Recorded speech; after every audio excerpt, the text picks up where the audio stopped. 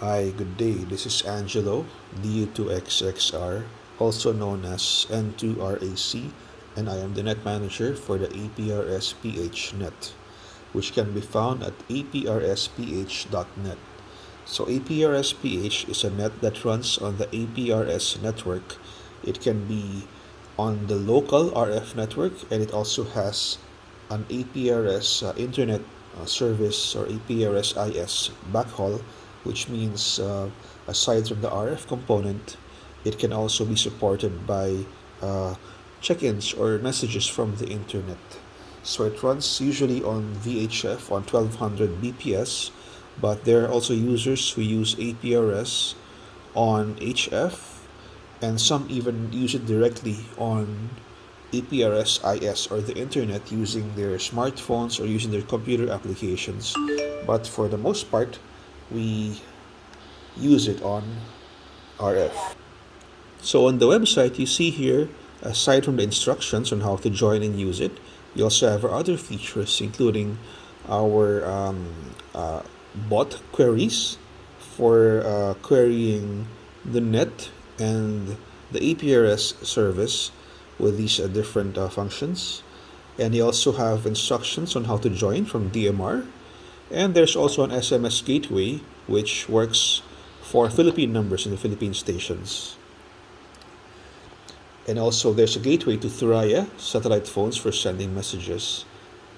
And then you can find here the net logs for the month, which includes the timestamp and UTC and the call sign and the messages. And on the website, you also have the archives, which include messages from 2023 for the whole year.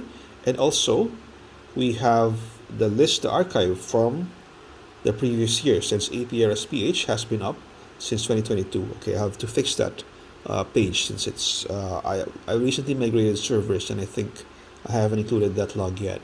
We also have the APRS Thursday logs.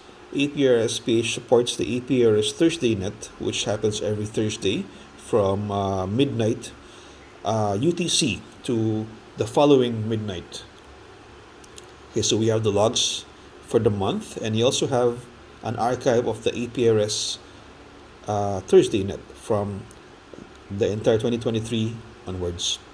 So this includes also the timestamp, the call sign, and their messages. Okay, so now I will be showing you how to check into APRSPH using my radio. So this is the Yaisu FT2D, sorry, the FT1D, which is a digital C4FM capable radio, which is also capable of APRS.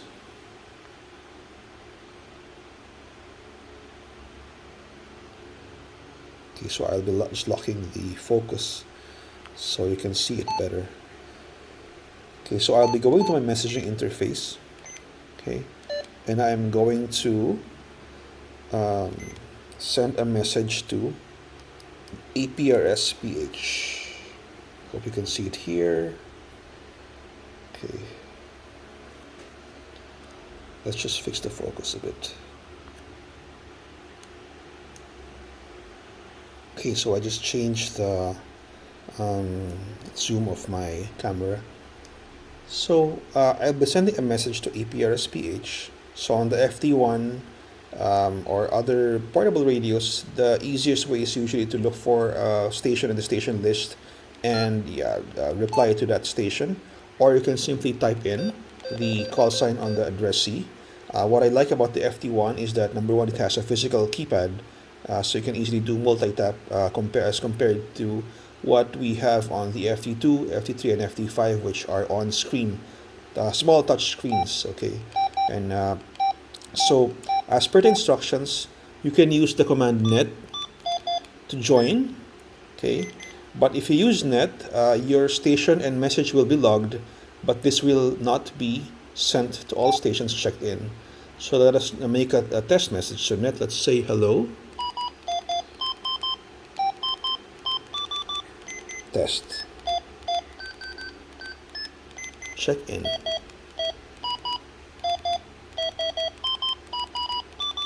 And I'll be sending this message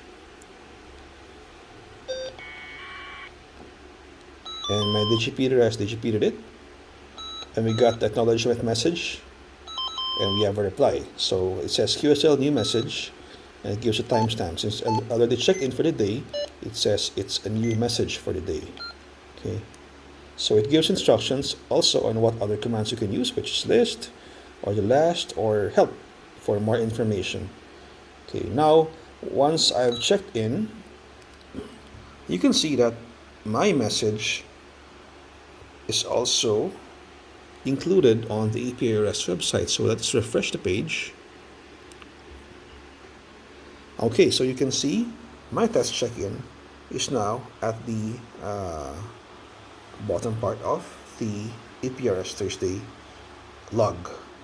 Now, aside from a check-in, you can also do a relay, which means the message will be sent to all of these stations who are currently checked in. So as of December 7th, UTC, we have these stations who have been checked in, and when you use the CQ command, the message would be sent to all of these stations as well.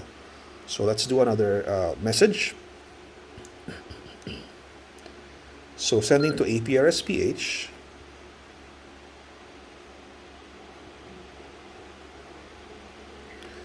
Okay, so I'm doing another message. So the good thing with FT1 is that I can enter the message field and just press on F if you want to delete the text. On the FT2, FT3, and FT5, I have to erase all the characters one by one, or I have to make a new message and type in the call sign once again. But for this one, it's simpler. So if I say CQ, hello all,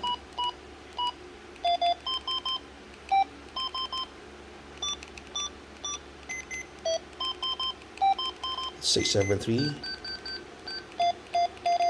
Okay, and I will send the message by long pressing on the enter button. Okay, so sending the message, and my message has been digipeated and acknowledged.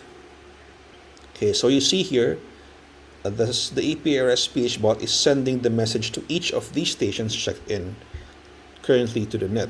So these are these stations. So you can see OM, which means a message being sent by the bot.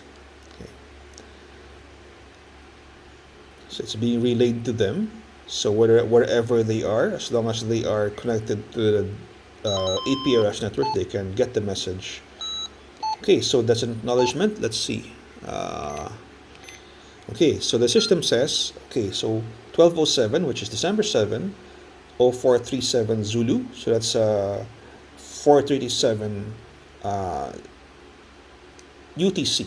Okay, so it's QSP to these stations, to DL1KDX-7, KA6TWR-5, 912DDA-9, and DW8BRQ-5. That means those stations received the message I sent as well. And then here I'll show you that. Okay, if you refresh this page, and you can see that the message was logged as well. And if you see that there's an asterisk, it means that the message was just logged. If there's no asterisk, the message was transmitted and sent to all those stations who are checked in. So let us check the APRSPH, the APRS PHY log to see what happened. Okay, so here you see the message I sent, and here you see, for example, APRSPH sent the message to DL1KDX with this as the body. Okay, and it also sends instructions on how to reply to that message. Okay, if you look at the raw, APRS.phi sees some of these as duplicates because these has the same message body. So here, for example, all of these are the relayed messages. So these are sent to DL1KDX, KA6TWR, 9W2DDA, and DW8BRQ as well. Okay, so that's the relay part of the bot. Okay, if you're using APRS and want to check out the APRSPH Net, you can check out the website at APRSPH.net, or you can send a message from your APRS capable radio or application. Maybe you can send a help message, and it will return with a list of commands.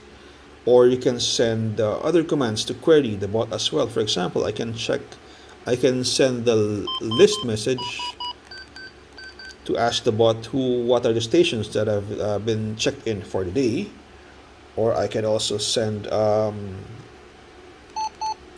last message to ask the bot what are the last 5 messages that have been sent to the bot, to the net for the day. Okay, so this net refreshes every midnight at UTC time. So all of these messages are relayed. Let's say you sent a CQ message. These are all relayed to the stations currently checked in for the day. But at midnight, it goes back to 0, so you'll have to check in again. So that's one way to prevent, you don't want to get messages every day, or maybe, you want to keep the activity going. You'll have to check in every day after midnight UTC.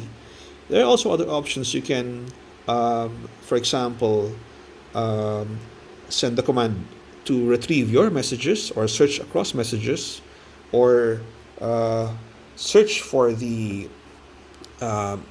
your path, or ask the bot to send a position or status. Or you can also retrieve messages you may have missed from the APRS IS network, and you can unsubscribe for the net for the day. Let's say you don't want to receive messages anymore for the day. And of course, again, you can send help to get a list of commands that you can use. Okay, so again, this has been Angelo, DU2XXR, and also known as N2RAC. And I hope this video has been helpful. See you on the APRS Net.